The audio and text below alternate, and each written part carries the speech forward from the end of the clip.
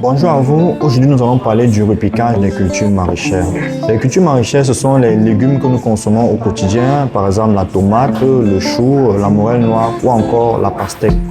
Moi, c'est Monsieur Paul Junior George, je suis ingénieur agronome chez Diangolo et je vais vous présenter aujourd'hui 3 astuces pour réussir le repiquage des cultures maraîchères. Le repiquage, c'est tout simplement le transfert des plants de la pépinière vers le champ, qui est un emplacement définitif. L'une des 3 astuces à respecter pour assurer un bon repiquage de nos plantes, c'est le principe de conservation de la mode de terre. Lorsque nous prélevons les plants en pépinière pour les amener vers l'emplacement définitif, nous devons toujours avoir une idée de conserver une petite mode de terre au niveau des racines.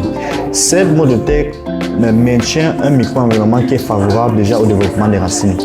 Si nous laissons directement ces racines à l'air libre, elles prendront beaucoup plus de temps à se développer et à s'adapter vers un environnement où elles ne sont pas encore bien adaptées.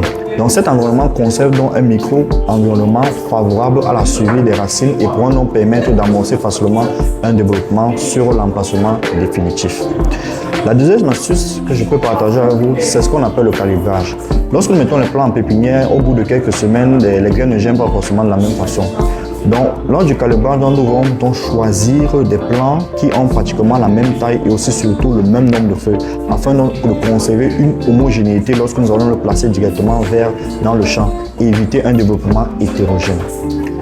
La troisième astuce, c'est ce qu'on appelle l'arrosage. Parce que lorsque nous repiquons directement les plants, nous les prenons dans une phase où elles étaient déjà adaptées et nous les mettons dans une phase où elles devront se réadapter.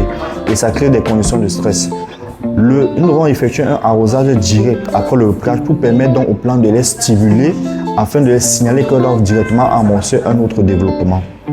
Sans cet arrosage-là, les plantes prendront un peu plus de temps pour se réadapter et d'amorcer le développement.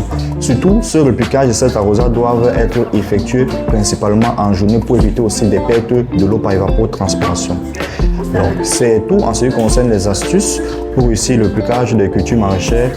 Et n'hésitez pas à faire part également d'autres astuces que vous trouvez nécessaires pour réussir sur le repiquage.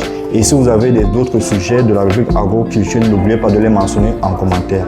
Merci, nous vous disons à la prochaine pour une autre vidéo.